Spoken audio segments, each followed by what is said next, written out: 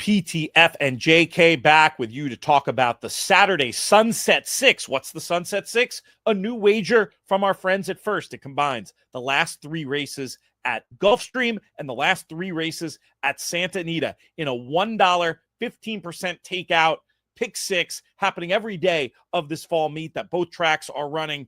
I, for one, very excited about it, especially JK, because this dovetails nicely with the terrific opportunities for players we already have at Santa Anita, with those last three races being part of a low takeout $3 pick three, and the last two races being part of a low takeout $5 double. We were talking a little bit off air. Any strategies wagering wise you're thinking about to maybe combine this Sunset Six with those already existing great opportunities for players at Santa Anita?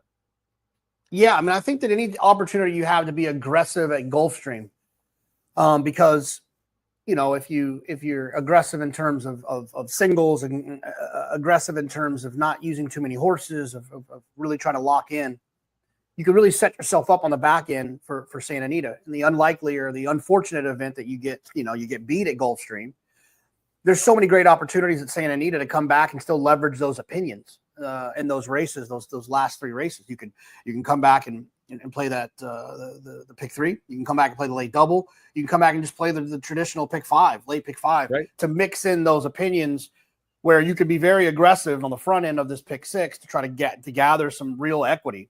And if you get alive to Santa Anita, then here you go.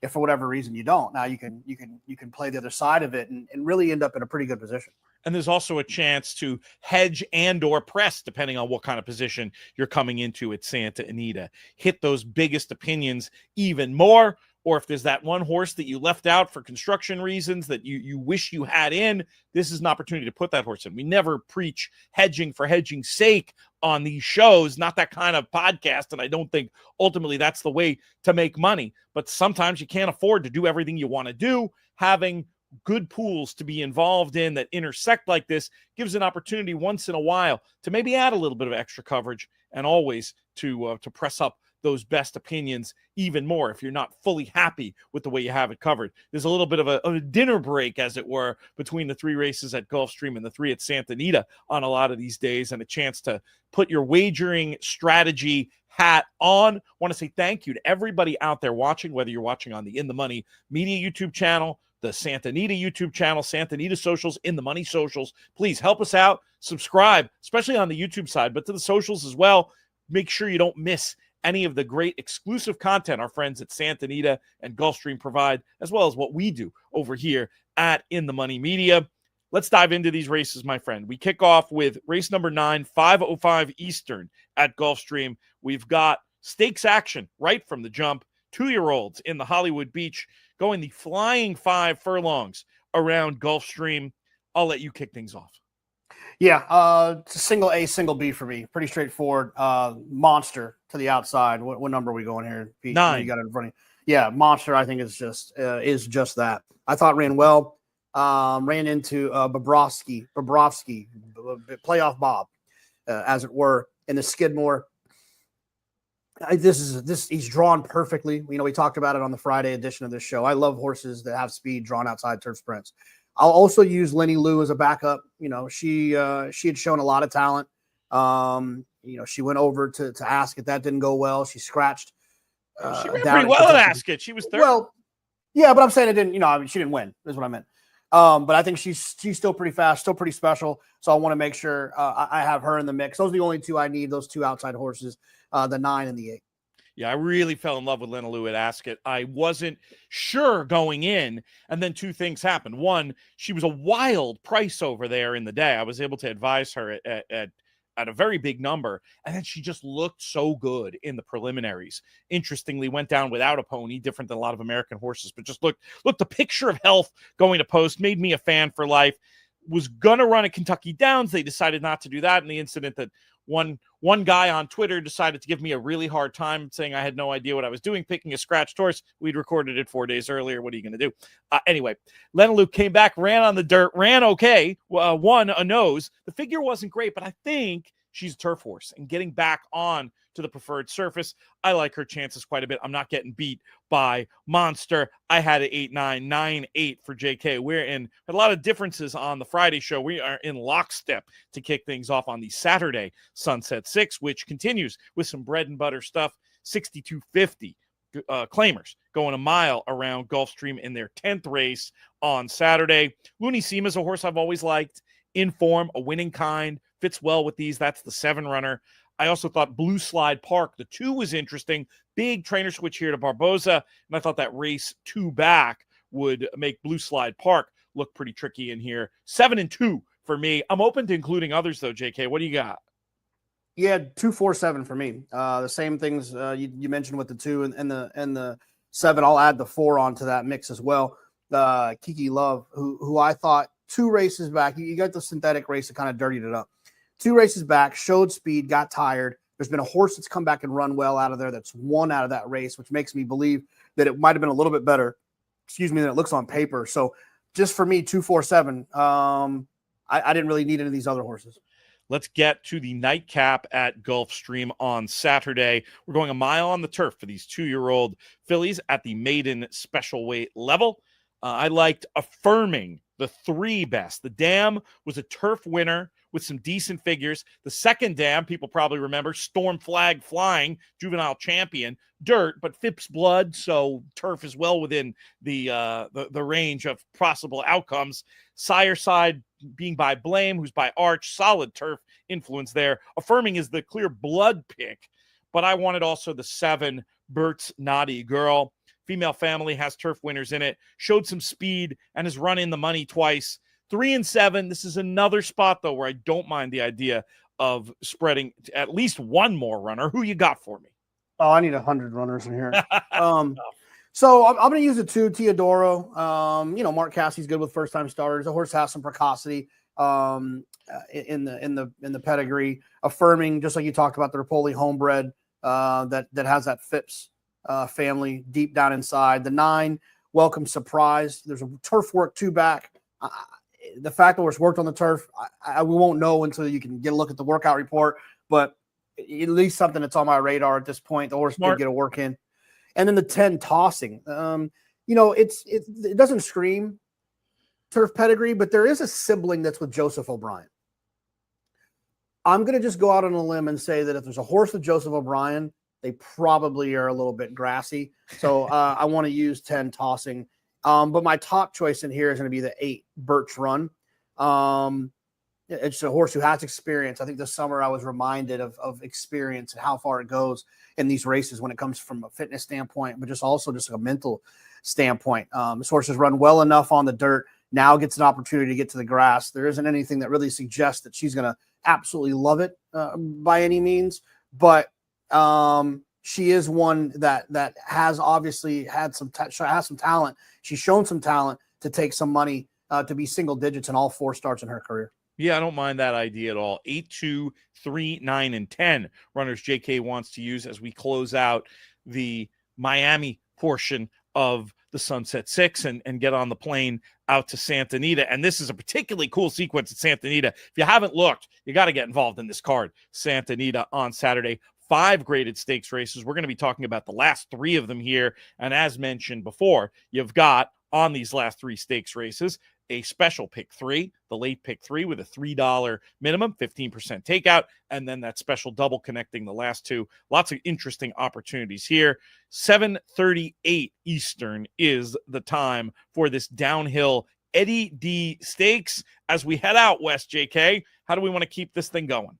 Yeah, I'm going to go with the 1 and the 2 as A horses. The 1, Reef Runner, I think makes a lot of sense on paper. Drawn well, tactical enough, should be able to work out a nice trip. I'm not too concerned about the 6.5. This horse kind of finishes his races. It's not a slam dunk, though. I will say that. The stretch from 5 to 6.5, it's pretty significant.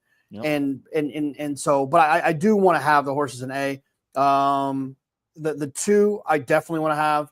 I don't think it plays the same as it used to play back in the day down the hill with the cutbacks from the speedy mile types, but I can't turn my eyes away from the fact this horse ran extremely well last time, going longer with speed, honest pace figures. Should be able to work out a nice trip. And if they get outrun a little bit here to the first turn, or not the first, to the only turn, if they get outrun a little bit to the turn, I do picture this 2-horse ending up in the pocket situation where then when they turn for home, they're going to have a bunch of stamina left because of that cutback. So I want to make sure I have those 2 horses. I'll use the 4, 5, 6, and 8 as B horses, though.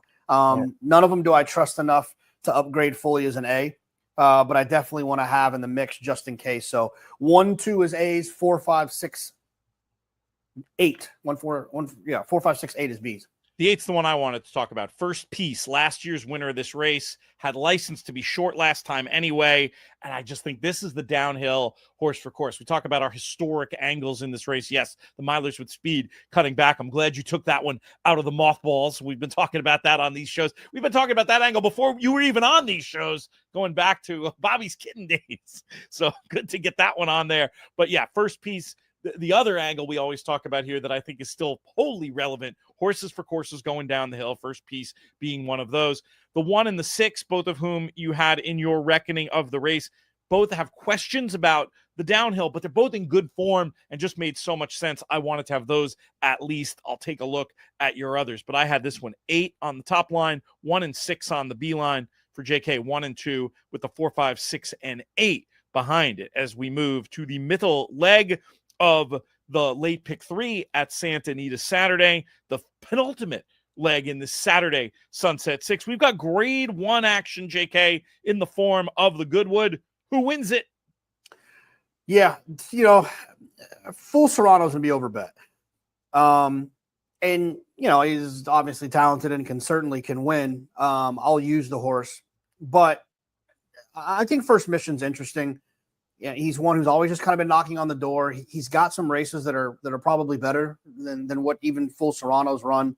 And I think he'll probably be a little bit ignored. I think you can get a little bit of a price on not ignored. I take that back. I just think that they're going to overbet some of these other ones in here. Yeah. I think he's going to be a little stranger. I'm a good example of what you're saying because I'm tired of First Mission's act. I could see the market being similar, and you're going to get a horse at 8 to 5 that you can make a case should be shorter than that, right? I mean, that's what you're saying. Yeah, I mean, look, the Monmouth race was disappointing, but you got to love the Stephen Foster where he ran into Sierra Leone and Mind Frame and ran as well as he did. There. Nope. Yeah, and he's got some other good ones. I'm fine with him. I'll use the 3 Privman as a backup, as a B horse, but I'll just need the 4 and the 7 as A's, with the 4 being the top choice. Yeah, I try to get cute and beat First Mission, not wanting to have both him and Full Serrano. I put Privman on top, though. I think Privman's very interesting. This is an improving 3-year-old in the right hands, going to be tested for class, but could pass. And, it'd be fun to root for one named after our buddy and In the Money Media regular and Hall of Famer, Jay Privman. How cool would that be? But that's not why. It's not a hunch play, though. I swear. The horse, to me, just makes sense as one improving at the right time. Full Serrano looks the best speed. I cannot leave him off. And if I can, you're right. I'm probably being too cute by half, trying to leave out. I left out First Mission in my original picks. That's probably not wise. I'll take another look and see if there's some clever ways that runner can be included here. As we pivot to the final race of this Saturday sequence. More graded stakes action down the hill. 6.5 furlongs for the John C. Harris Stakes. This grade 3. How are we going to close this thing out, my friend? You're caught on mute. It had to happen once. I'm surprised. The over-under was 1.5. So there you go. Now you got it. My mic. Oh, you left your mic. Yeah, but I'll why don't I go first? Right, I'll go first while you sort it out. I'm back. Yeah. You know how I feel about West Coast, East Coast turf horses. To me, Warming, ran into Fion, who was a very talented runner in the Belmont Oaks, ran into Mayday Ready in the Lake Placid, and with a bad trip, by the way, in the Lake Placid. Now shows up here, inside draw.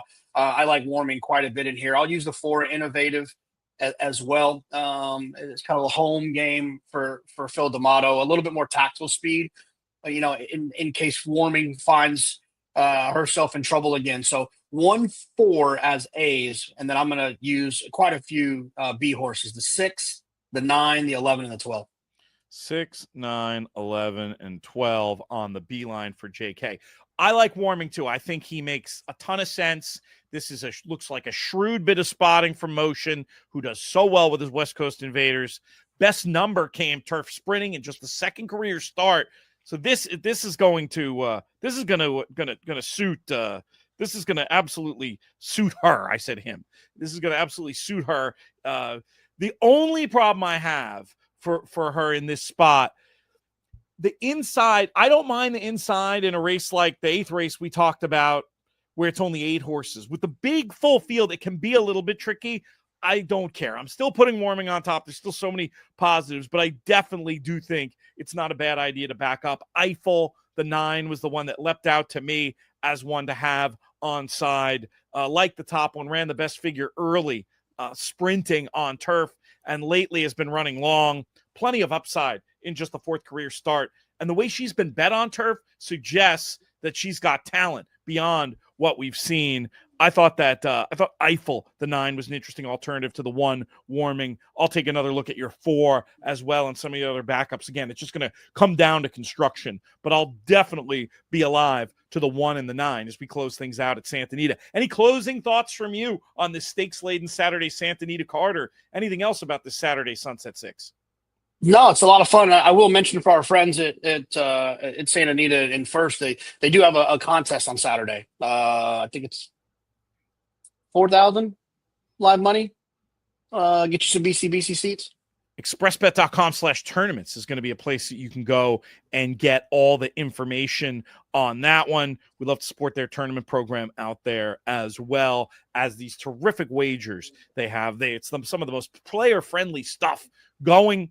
Love the Sunset 6, and we're going to be back on Sunday with another one. We've been live streaming. We'll live stream on Sunday at 2 Pacific, but you can also catch all the action on the In the Money Media YouTube channel, and I'm not sure if they're going to post it actually on the Santa channel before the live stream, but it will stream there as well. Easiest thing to do, subscribe to the In the Money Media YouTube channel, subscribe to our free newsletter. We send out lots of content, all the content really we do. So sometimes things are exclusively audio, sometimes exclusively video. If you subscribe to that free newsletter, you'll get everything. InTheMoneyPodcast.com/email. For JK, I'm Peter Thomas Fornatale. May you win all your photos.